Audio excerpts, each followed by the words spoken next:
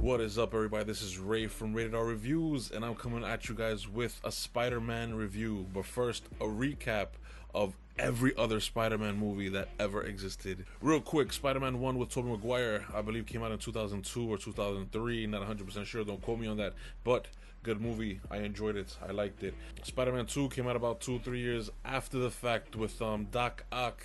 That's Robert Molina or Richard Molina. Spider-Man 2 with Tobey Maguire and Molina. Doc Ock was actually one of the best superhero movies I personally have ever seen. It is up there. I will put it somewhere in the top 15, top 20, maybe even top 10, but a lot of movies were released since then, so I don't know. Definitely somewhere in the top 20.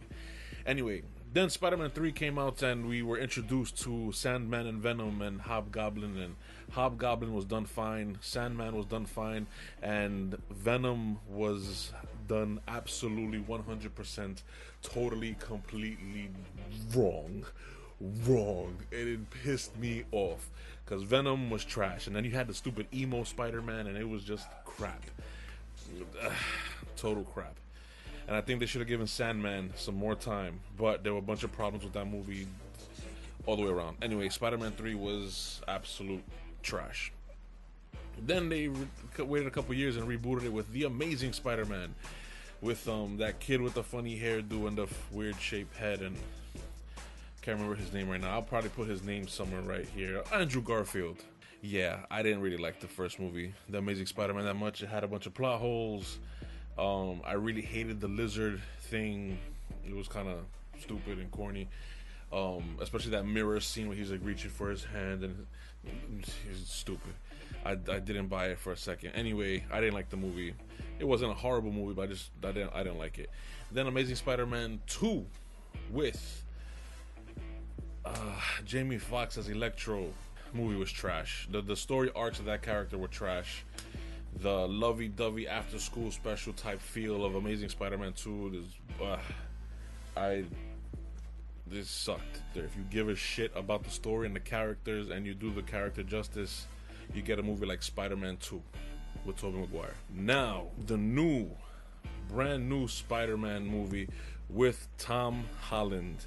Let me tell you guys, I am not a Spider-Man fan by any way, shape, or form, but this little dude as Spider-Man and Peter Parker was absolutely fantastic. When I was watching the damn movie, I was like, this kid is great. He was, one, acted funny. Two, you believed he was that kid in high school, even though he's 21 years old. You believe he's that 15-year-old kid in high school. You believed his angst toward his other friends, even though he's this superhero who has all these powers. His friend Ned totally had me laughing. It's and Michael Keaton, great. Let me just list. I listed a couple of pros here. Okay, I wrote them, typed them down really. Spider-Man pros: Tom Holland, like I said, great Peter Parker, great Spider-Man, great performance. Michael Keaton, great performance. I mean, it's Batman. He used to be Batman. To now play Vulture, great. He played amazing. The best friend, the kid who played Ned, had me in tears with some of the stupid things he would say. Like he would just like roll up on him. Can you summon an army of spiders? No, shut up, no. Yo, he had me dying with stupid questions like that, stupid little lines like that. The fact that everybody loved Aunt May because she's a very beautiful woman compared to the other Aunt May that they had, which was like more on the elderly side. So you would be like, whatever, but now Aunt May is like this Marisa Tomei, and Marisa Tomei, oh. Anyway, yeah, so Zendaya as her smart-ass character was fine as Michelle. And then later they kind of dropped a little bomb on us where you were like, oh, okay. The story arcs, all the story arcs for pretty much all the characters were well developed. Maybe except for Shocker. I think they kind of just like really quick on Shocker. But all the story arcs were well delivered. Like, you understood why Michael Keaton's character was doing what he was doing. You understood why he kind of he didn't he turned to a life of crime. He wasn't really a bad guy, but he did some bad things, and then I guess he was getting darker as he went. They explained that Spider-Man's story arc well. They explained his friend's story arc well. They explained how he connected. I mean, even though they showed in Civil War, they showed how he connected further with Happy, watching him and Robert Downey Jr. or Iron Man constantly, like, you know, popping up here and there just to make sure he was good. The pacing of the story, pacing of the movie was extremely well done. It was a good, nice kinetic pace where it didn't feel like it was lagging too much, or it was just too much action after action. It was like a nice pace throughout the whole thing. The villain, yeah, like I said, the villain was well explained. From the beginning to the ending, really well done. You knew that everybody had a purpose in their fight, in their battle with each other. Like, you understood why they were fighting. You understood why he wanted to be a hero. You understood why he wanted to be a villain. Like, you got those things. And so you connected to the characters, so you cared. You know what I mean? The fact that Robert Downey Jr. wasn't overused in the story was great. He came in a couple of times here and there, perfectly over. He wasn't overused at all, maybe even a little underused, but that's perfectly fine because it's a Spider-Man movie, not an Iron Man movie. And that whole scene with Spider-Man and Iron Man flying together, I didn't see that in the movie. Was that in a specific? I guess that was just made for the commercial. But in the commercial, you see Spider-Man shooting across and then Iron Man flying right across with him. I don't remember that movie. Maybe I blinked and I missed it. I don't know.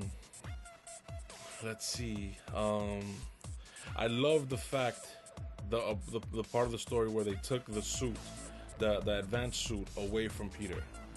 I absolutely love that part because it just showed a sense of like you're more important than you think. It kind of just gave him a nudge, like just like a quick little punch in the mouth, as in like, you're better than what you think you are. So stop being a bitch and get what you need to get done, and then you can reap these rewards. Really love that message. Hopefully a lot of people saw it that way, because that was an incredible message right there. The special effects, the way Vulture was designed. I mean, look at, I'll see if I'll just put up a picture of Vulture like from the comic books right here. See that? See that old school design with the wings and the green suit and the big bald head and everything? And now look at the new design where, boom, here you go. It looks so smart. It's so intelligently designed because, yeah, he's flying around. He should have an aeronautics helmet on. He should have like a pilot's helmet on, and he should have the bomber jacket with the fuzzy, the fuzzy neck guard there, whatever the hell that's called, that fleece.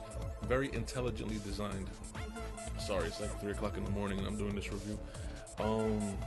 Yeah, and the wings, the graphics on the wings looked amazing. It was fantastic. The way mechanically it all looked, it was great.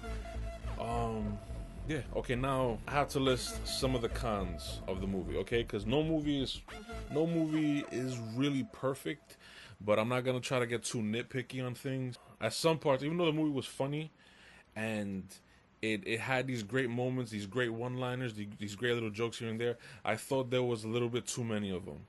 Like, I could literally count at least 15 to 20 times where it was supposed to be funny, and like 8 or 9 times it was funny, and it was great funny. It was like perfect timing, perfect joke, perfect everything. And then other jokes kind of felt like they were just kind of like thrown in there at the last minute, or they were just like kind of like shoehorned in there. And I was like, all right, okay, that's fine. It takes nothing away from the movie. It's just like a minor gripe, a minor nitpick. It's whatever, because every movie should have some comedy in it. This one just had a touch too much kind of comedy, especially on certain moments where I'm thinking, nah, it should be a little bit more serious right here, because we finally got to a certain point, and then they're doing a joke. Yeah, that kind of annoys me sometimes, but that happens in a lot of movies. But it takes nothing away from the actual experience of it. It's just like, back to the good stuff. Okay. Yeah, like I said, Shocker's involvement was minimal. I remember seeing a picture of Shocker in the yellow sleeves and the jacket with the mask and everything from some set photo that was taken months and months ago. and it popped up online. Like I guess it wasn't real, or they decided to cut that scene out, or whatever. But Shocker was used minimally, but Vulture was used perfectly. You know what I mean? So it's kind of fine. Actually, I think Vulture is the second best villain in all of the Marvel movies. The way that he was utilized, because they gave a strong backstory to him. That was great, but Shocker was just like, you thought one dude was Shocker, and then it wasn't, and then another dude, and then you're like, huh? And like I mentioned before about the timeline of how he became, or how they became engineers or whatever. The 8-year thing, I think they already touched on it in other reviews and everything, but the 8 years timeline doesn't make sense in comparison to the Avengers happening in 2012, and they were cleaning up the mess in 2012, and then 8 years later he became Spider-Man, because it would have been 2020 in that timeline, and it's really 2017. But then the guy from the production companies who made the movies, he's like, oh, the movies don't use the release dates of the movies as the timeline of the films. All the films have a specific timeline, and he's just telling you, they're just giving you this information as they make it. You know what I mean? So I just decided to stop putting so much emphasis on the timelines and just enjoy the stuff that actually comes out. So anyway, the 2-year gap out of the 8-year thing doesn't, whatever. You guys look more into it. I'm not really thinking about it anymore. I like the movie. That was about it. What else? Yeah, one thing that I kind of liked in an afterthought, but while watching the movie I didn't like, was the fact that the Spider-Man suit, once he unlocked certain things about it, mind you, there's some spoilers, whatever, but once he unlocked certain things about it, or certain powers it had, when he had a voice just like the Iron Man suit, and the voice was talking to him, he named it Catherine or Caitlin or something like that, Karen, I believe, or something. It was just kind of got on my nerves after a while. It kind of had one or two funny jokes, and I was like, he had certain modes that were really funny, but the voice itself kind of got annoying, because it kind of took from Iron Man, but I guess Iron Man made the suit, so again, minor gripe. Would I put it against Spider-Man 2 from back in the day with Tobey Maguire and Robert Molina? Is it Robert Molina? Doc Ock? I keep forgetting his name. I'll put his name somewhere. Anyway, I don't know. The Spider-Man 2 from back then, for me, still has it. It might be a sense of nostalgia, but both great movies for Spider-Man. Both greatly represented Spider-Man in a way that you can be like, I'm proud that I like that movie. You know? So, let's see. What else? Oh, something I kind of want to throw into my reviews is I want to give you guys my favorite scene of the movie. So I'm going to start that off with this review. This is the first time in any review that I'm going to give you my favorite scene from the movie. Okay, now, spoilers. Okay, there will be spoilers as I describe this scene, because it's the best scene in the movie. So if you want to hear it, keep watching. If you don't want to hear it, then click off and come back next time. Okay, or click off and come back when you actually see the movie. This review is already going to be like 15 minutes long, so whatever. Okay, so my favorite scene of the movie that sold me completely 100% on the movie totally being one of the great ones is the fact that Peter, you know, he's getting ready, he's dressing up, he's getting ready for prom. He shows up at his prom date's house, and gigantic spoiler, it's a plot twist. Okay, so he opens up the door, and boom, all you see is Michael Keaton's character, the Vulture. But he's not as the Vulture, he's just as a regular guy opening the door. He goes, hey, is your name Peter Parker? Oh yeah, come on in. My daughter is almost ready. And you're like, oh my god, he's actually has a date. Spider-Man has a date with the daughter of the main villain of the movie that he already fought once earlier in the film. And they already have this like grudge match going on. Oh man, and the way that scene was shot, I mean, all the way from that moment on, all the way till when they get to the prom, there was nothing but like intensity for those, I think, like 7 to 10 minutes. straight up intensity. Because along those lines, Peter Parker is there taking pictures, and he's just like scared out of his mind because he's like, what do I do? Do I fight? Do I do this and that? Like, it was really great. It was like one of those moments like in the Batman movie, actually also with Michael Keaton, where Michael Keaton and Michelle Pfeiffer figure each other out that, oh, you're Batman, oh, you're Catwoman, oh, do we fight now? Do we just keep dancing? And then all of a sudden Penguin came in. That was Batman Returns, kids. So go watch that movie. It came out about 20-something years ago. God, I feel old. Ugh. Anyway, so that whole scene when then they get into the car and he's driving them and they're discussing what happened in another part of the movie, and another father's listening to all this, and he's remembering that he was involved in all those parts of the movie except for one that his daughter was involved in, that Spider-Man always came and saved the day, but in all of them Peter Parker was nowhere to be found. So when Michael Keaton figured out that Peter Parker was Spider-Man, and then he sent his daughter into the actual prom, and he goes, I'm gonna have the daddy talk with the date. Why don't you go on in? I'm just gonna talk to Peter real quick. You know, the daughter thinking, oh, Dad, don't be too hard on him, blah, blah, blah, blah. Because, you know, trying to tell him, like, hey, be careful with my daughter, blah, blah, blah, blah, right? And right there, I kind of connected with it on another level. I was like, oh, it's not just he's a dad, and that's right, he's a dad, he's protecting his daughter. So now I took it as in, like, I agree with the Vulture. So that's how you know you're getting up there in age, when you start, like, understanding why the villains do what they do. So when you start rooting for the bad guy, like, that's how you know you passed the threshold. Anyway, so then they have a conversation in the car, going back and forth, and he knows he's Peter, he knows he's Spider-Man, and he knows that he's Vulture, and extremely intense scene. That's my favorite scene in the movie. Forget all the fight scenes, forget everything else, but the whole story going on from the beginning set that up so that scene could be intense. So that way, when the next fight scenes happen, you actually care more. Because now it's on a personal level. They're not just fighting because you're the bad guy, I'm the good guy. Now they're fighting. It's more blended. It's not just black and white. Now it's gray. There's a gray area now. So Spider-Man knows he has to stop this guy from doing XYZ, but he's also like a good father who took care of a girl who he cares about and raised her to be a good person. So there is goodness in him. And then the father now looks at him like, yeah, he's not just like someone trying to stop me. He's a good kid who's like here for my daughter, but he's like, I gotta do what I gotta do. And it was the last job he had to do too. It was the last thing he finally had to do before he actually quit the whole business. And now whatever. So anyway, final verdict on Spider-Man Homecoming. It was a great movie all the way through.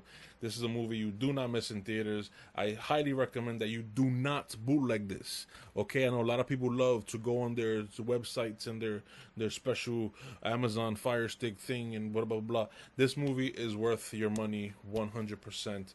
It is worth your time to get up, go drive to the movie theater. It is worth your time and effort to go see this film. Funny, entertaining, smart, well written, well done, well acted, characters blew off the screen, really great, and extremely well balanced. Out of 100% that I would give a movie, I'm going to try to start a new rating too. Out of 100%, I would give this movie definitely 95%. You know what I mean? Or 9.5, however you want to take that rating. Anyway, guys, thank you. I know this review went long, but there was a lot of stuff to talk about this movie, about trying to bring the past to the future and everything. I'm not going to make it a two-part video. It's going to be a long-ass review. You like it, watch it. You don't, whatever. Please share. Hope you guys enjoy. I'm Ray from Rated R Reviews. Thank you so much for watching. Hit the like, subscribe, share, and I'll come back. I just saw Despicable Me 3. That's going to be my next review. Peace out later.